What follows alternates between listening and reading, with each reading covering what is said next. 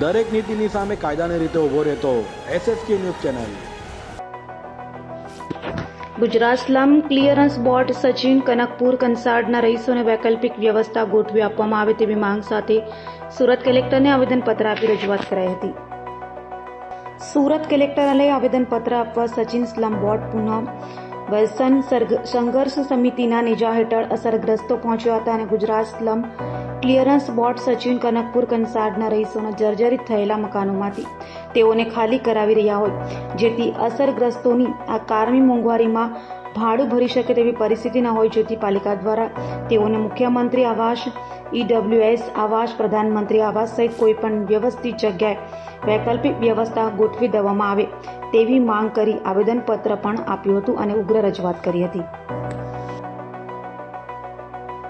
Sachin slum board પુનર્વસન સંઘર્ષ સમિતિ જે સચિનમાં રહેનાર તમામ પરપ્રાંતીય લોકો યુપી, બિહાર, ઓડિશા, મહારાષ્ટ્ર, રાજસ્થાન અને ગુજરાતના અને મહારાષ્ટ્રના ભાઈઓ જે છેલ્લા 30-35 વર્ષથી આ સચિન સ્લમ જે બોર્ડ છે ગુજરાત હાઉસિંગ બોર્ડનું જમીન પર વર્ષોથી રહે છે. અત્યારે મકાનો જર્જરિત થયા છે. તાજેતરમાં કોઈ ઘટના ઘટે છે તો સરકારે સફાળે જાગે છે અને કોઈપણ પ્રકારની પૂર્વ આયોજન કર્યા વગર, કોઈપણ પ્રકારનું પૂર્વ વ્યવસ્થા કર્યા વગર આમ તૂટી પડે છે. તમે જો કે અત્યારે સ્કૂલોમાં બી ફાયર સેફ્ટીના નામે તમામ સ્કૂલો બંધ, માર્કેટો બંધ. એ જ રીતે સચિનમાં એક મકાન ધરાશય થયું પાલીગામમાં. એના લીધે તમામ રહીશોને પ્રતાડિત કરવાનું, પરેશાન કરવાનું કામ સત્તામાં બેઠેલા ભારતીય જનતા પક્ષના શાસકો અને અધિકારીઓ એકમેકાના મેળાપીપણામાં કરી રહ્યા છે. અત્યારે 8 દિવસ પહેલાં જ નોટિસ આપવામાં આવી સ્લમ બોર્ડ તરફથી, જે ગુજરાત હાઉસિંગ બોર્ડ તરફથી. એ વાસ્તવિક મહાનગરપાલિકાના અંડરટેકિંગ આ લોકો આવે છે. હવે મહાનગરપાલિકા કંઈ અલગ કહે છે, ગુજરાત હાઉસિંગ બોર્ડના અધિકારીઓ કોઈ અલગ કહે છે, અને એમના મતાંતર વચ્ચે આ સામાન્ય ગરીબ માણસો, મજૂર કામદારો જે પરપ્રાંતીય છે, જે હાલ એકદમ કફોડી હાલતમાં જીવી રહ્યા છે, કેટલાક તો રોજીરોટી વિના છે, એમને હટાવવાની વાત સરકાર કરી રહી છે. માટે આજે અમે મહેરબાન કલેક્ટર શ્રી ડૉક્ટર સૌરભભાઈ ભારતી સાહેબને મળવા આવ્યા છે. અમારી 4-5 મુદ્દાની માગણી છે. મુદ્દા બહુ સારા અને સચોટ છે કે કોઈપણ પ્રકારની વૈકલ્પિક વ્યવસ્થા કર્યા વગર આ લોકોને ત્યાંથી હટાવવામાં આવે નહીં. સરકાર પાસે ઘણા બધા મકાનો પડેલા છે. મહાનગરપાલિકા પાસે EWS આવાસના મકાનો છે. મહાનગરપાલિકા પાસે મુખ્યમંત્રી આવાસ યોજના, પ્રધાનમંત્રી આવાસ યોજના, આ ગુજરાત હાઉસિંગ બોર્ડના કેટલા ખાલી મકાનો છે. અને એ નહીં હોય તો છેલ્લે ગરીબ માણસો છે, પતરાના શેડ બી બનાવી આપે તો પણ અમે લોકો ત્યાં જઈને વસવાટ કરવા તૈયાર છે. કેટલા પરિવારો અસરગ્રસ્ત? 2666 પરિવારો છે. એટલે એક ઘરમાં આપણે 4 જણા બી ગણી લો તો ઓછામાં ઓછા 20,000 લોકો આજે વિસ્થાપિત થવાના છે.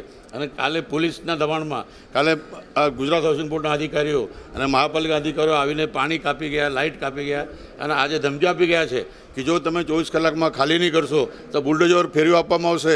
હું પૂછવા જાઉં છું પ્રધાનમંત્રીશ્રીને કે આ દેશમાં લોકશાહી છે કે નહીં. હું પૂછવા જાઉં મુખ્યમંત્રી શ્રી ભૂપેન્દ્રભાઈ પટેલને કે આ દેશમાં લોકશાહી છે કે નહીં.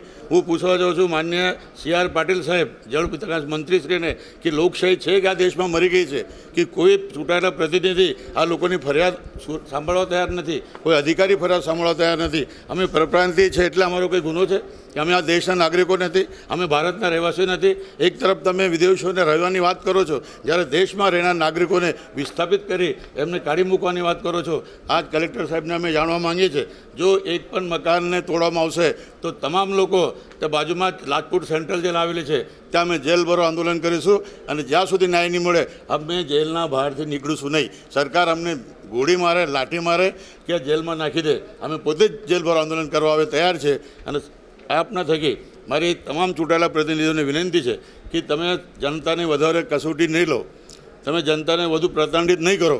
જે સામાન્ય પ્રશ્ન છે એ જે તમારા હાથની વાત છે એ તમે કરી શકો છો. માટે ફરી મારી વિનંતી છે સરકારશ્રીને કે કોઈપણ પ્રકારનું રાજકીય દ્વેષ કે રાજકીય ભેદભાવ રાખ્યા વગર સૌનો સાથ, સૌનો વિકાસ જે તમારો સૂત્રો છે એને સાકાર કરો. જય હિન્દ, જય ભારત, જય ગુજરાત.